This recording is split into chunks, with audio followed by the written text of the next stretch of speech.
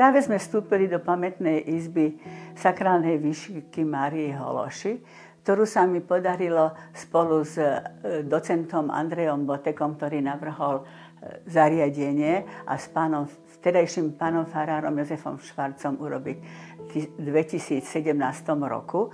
A v tejto jednej miestnosti sme nainštalovali všetky práce, ktoré sa nachádzali v depozite kostola svätého Michala v Cíferi a ktoré boli vytvorené koncom 19. a začiatkom 20. storočia vyšivkárskou školou Márii Hološi. Ak by som mohla, začnem najstaršími. Čiže keď už škola v Cíferi na panstve Charloty Ziči fungovala, tak pripravovali veľkú kolekciu sakrálnych diel pre mileniárnu výstavu do Budapešti v roku 1896. A z tohto roku sa tu nachádza oltárna plachta Antependium, ktorá je najstaršia a ktorá je veľmi vzácna, lebo je veľmi krehká a náročná vyšivkovo. Ak sa pozrieme bližšie na tie kvetiny a úponky, tak zistíme, že je celá výšivka realizovaná hodvábom španielským, naturálnym, ktorý je vo farbe slonoviny. Je na vytiahnutých nitkách po útku a osnove a kvetiny sú také bajné kvetiny ešte z talianskej renesancie. Môžeme tam nájsť vlastne úponky akantové, môžeme tam nájsť také bajné kvety tulipánovité a v strede je kríž, ktorý je vyšitý veľmi zložitými väzebnými technikami a ukončenie je tiež vlastne výšivkou.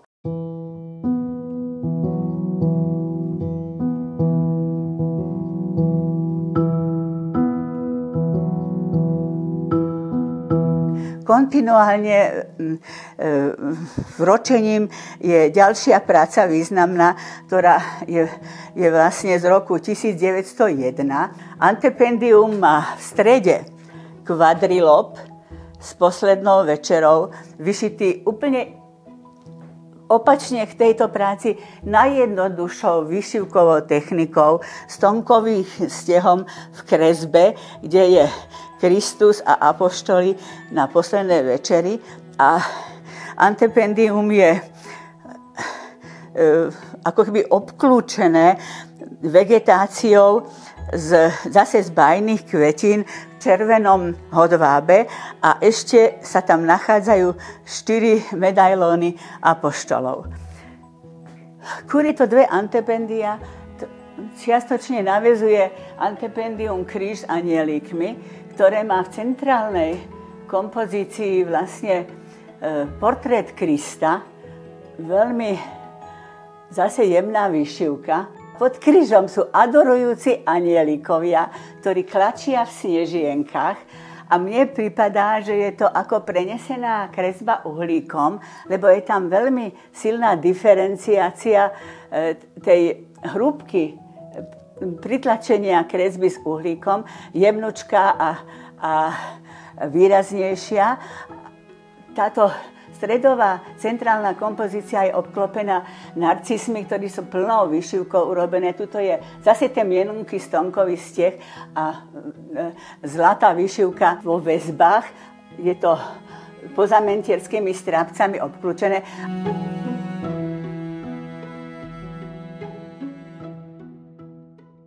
Antependium mariánske je v podstate najúžšie, lebo bolo určené asi na bočný oltár a je už robené medzi poslednými prácami za Prvej republiky, kedy Hološiová už mala asi len 10 vyšívačiek, ale je kuriózne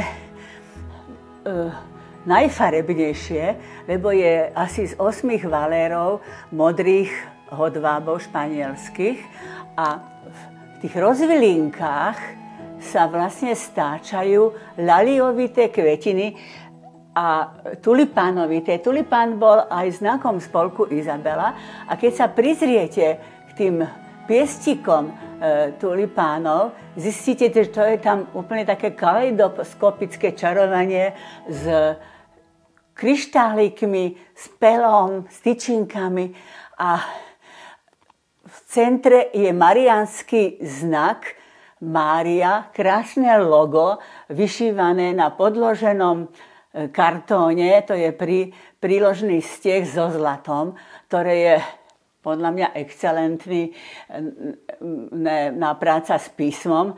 A tu v strede vidíte srdiečko dole. Srdiečko bolo obľúbené od stredovekých čias, keď chodili putujúci vyšívači z hradu na hrad a mali v obľúbe srdiečka.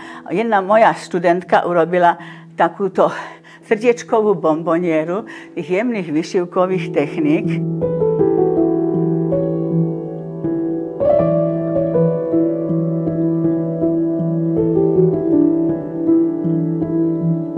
Teraz sme pri práci z domu svätej Alžbety, ktorý bol v Ciferi popri dielni spolku Izabela, ktorý vlastne aj vychovával pedagogičky a mníšky františkánky na misijné cesty, ale venoval sa aj vyšívke.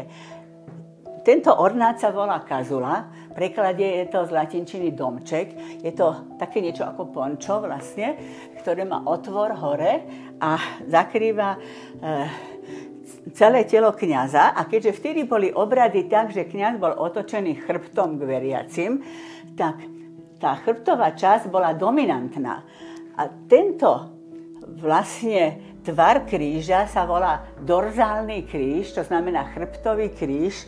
A ten bol v stredoveku veľmi dôkladne vyšívaný rôznymi výjavmi utrpenia Krista, Panny Márie alebo svätcov. V tomto prípade je to venované svätému Františkovi, pretože dom bol svätého Františka a celá kazula je z veľmi excelentného bieleho ripsu, ktorý bol veľmi zničený a ten celý dorzálny kríž je vyšitý na zlatom podklade s pozamentierskými strašne rôznorodými materiálmi a sú tu vlastne kvetinové medailóny, 1, 2, 3, 4, 5, 6 a v strede máme excelentný zase výjav maľby ihlov, vyšívku svätého Františka, ako skladá z kríža Krista a je to jediná vyšívka krajinomaľby.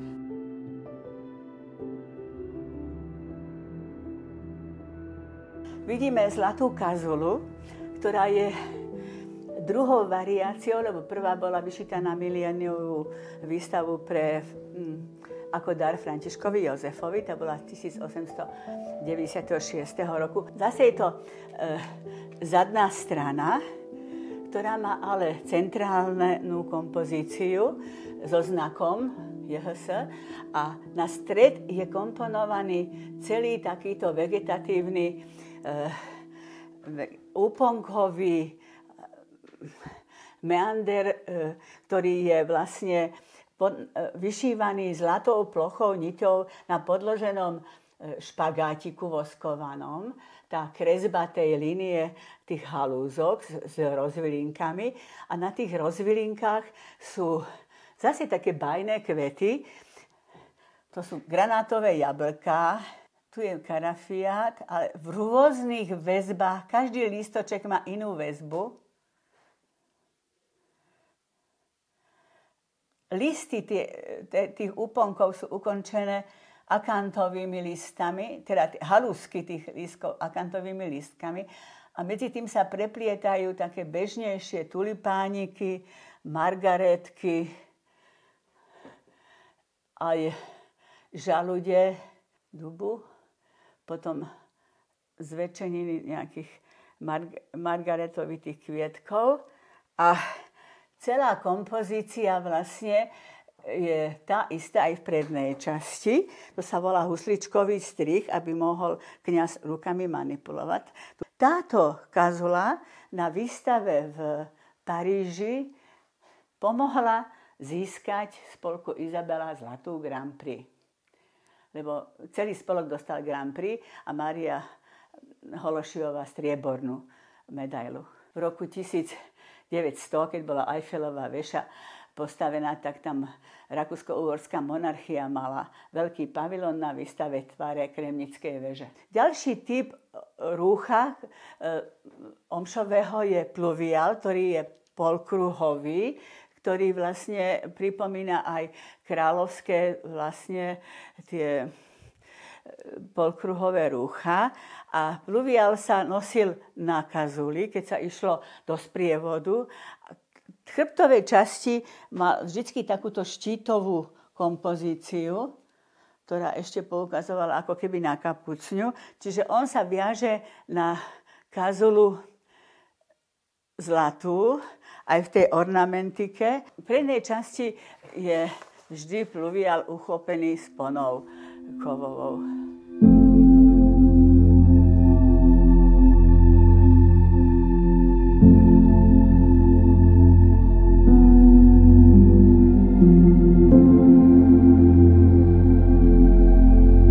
Kolekcia smutočných rúch bola urobená v dielni svätej Alžbety pre Charlotu Ziči, teda respektíve pre pohrebné omše a pohreb jej rodičov. A vo vitríne vidíte práve tú prednú časť kazuly, husličkový strih, ktorý som spomínala, kde vlastne bolo možné manipulovať s rukami. A v tomto prednej časti je vlastne prispôsobená aj tá kompozícia tomuto účelu. A nájdeme tu vyšívku, ktorá je urobená celá zo strieborných a bielých hodvábov. Zo strieborných nití je vlastne ten centrálny kompozičný révový motív, ktorý nesie v sebe kvietky, ktoré sú realizované vlastne jemnou vyšívkou striebrom a flitríkmi a tá väzbička vyšívková sa volá uzličkový steh. Táto kolekcia bola doplnená ďalšími rúchami a vidíme pred sebou chrbtovú časť dalmatiky. Dalmatika je najarchaickejší typ rúcha, ktorý vychádzal z byzantského rúcha a mal tieto rukávy. Potom sa už neskôr dalmatiky nerobili, ale v ciferskej zbierke sú dve dalmatiky. Tu vidíte chrbtovú časť, ktorá má podobnú tú centrálnu kompozíciu úponkov s kvietkami a na druhej dalmatike vlastne je tá predná časť. Zase s tými krásnymi detailami lístočkov, ako keby ste sa pozerali na nočnú oblohu, na hviezdy. Kolekcia je doplnená aj pluviálom, tým veľkým polkruhovým ornátom, ktorý sa nosil vlastne von, alebo na procesie, alebo aj na obrady. A štít tohoto pluviálu je ukončený krásnym pozamentierským strapcom.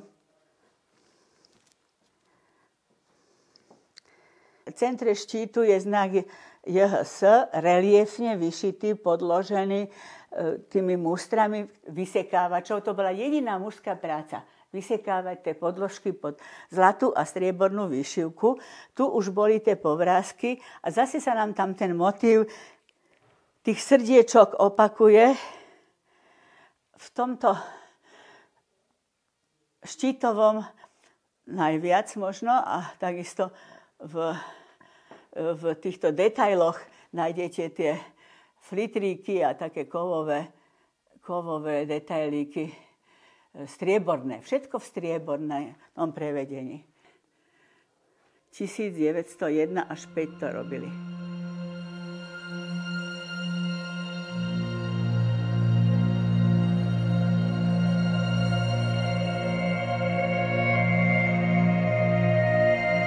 Textília je vlastne priestorová, obojstranná.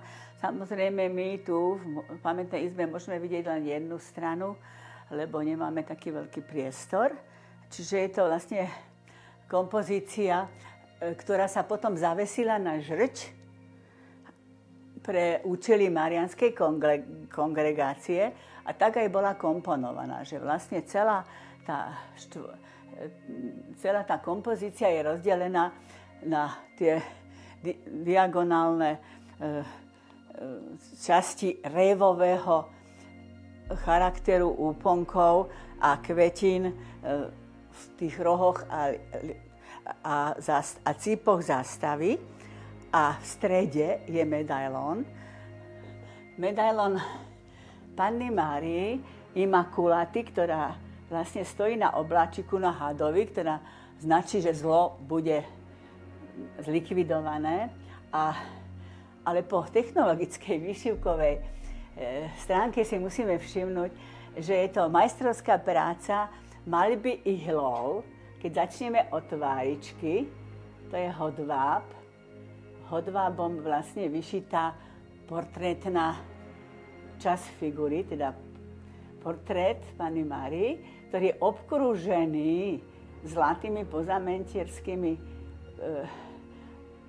nitkami, ktoré sú tam prikladané a prichytávané hodvábikom do tvaru vlastne glorioli. Ručičky si všimnite, ako sú vyšité maľba ihlov. A celá figura je vlastne oblečená v rúchu a to sa nazýva, keď si prizrieme to rúcho, to sa volá tieňovanie drapérie. Kresba je stonkovým stehom a to malovanie ako keby ihlov je vlastne urobené rozštepným stehom. Rozštepný steh je starobilý stredoveký steh, ktorým sa robili práve tie paramenty, o ktorých som vám spomínala, že boli paramenty figurálne.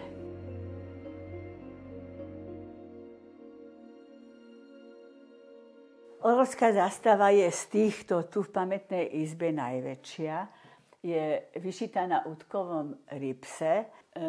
Zástava má potom v tých rohoch a cípoch znaky orlských ideálov, čo je práca, šľachtenie, vlastenectvo a pracovitosť. Ale dominanta celej orlskej zástavy je tento portrétny alebo polfigurálny medailón svätého Jána, ktorý píše sväté písmo, čiže Bibliu, je sklonený nad svätým písmom a drží svoj atribút orla. A keď sa prizrite na tento medailón, ktorý navrhla aj vyšila osobne Mária Hološiová, nikto iný, tak je zase podložený tou jemnučkou mriežkou zlatou, ako sme videli na mariánskom monograme, aj ešte na tých štítoch. A figura je vlastne v kresbe doplňaná zase tým tieňovaním drapérie. Ale najväčšia taká virtuozita kresebná je podľa mňa v tých vláskoch svätého Jána. Mne to pripomína až Hokusajovo more, lebo to je vlastne obyčajný steh stonkový, tej kresebnosti. A potom, keď sa sústredíme na toho orla, tak vidíte, že je to vlastne veľmi dôkladná a pekná maľba, ale taká kresebná maľba, zoologická, s pierkami, krídelkách. Tu je atribút pero, ktorým písal vlastne Ján, myslím, Patmose, Bibliu. A kniha je otvorená a vidíte tam písmo, stránky knihy, ručička, druhá ručička. Tieňová drapery a medailón je obklúčený vlastne takou vyšitou bortňou. Písmo, tak ako u iných, vlastne zase je tam nášivka vo väzbe zlatou niťou. A už nie je také reliefné, ale také väzebné. Tu je to ako keby keprikový steh. Ornamentika zlatou nitkou v tých úponkoch.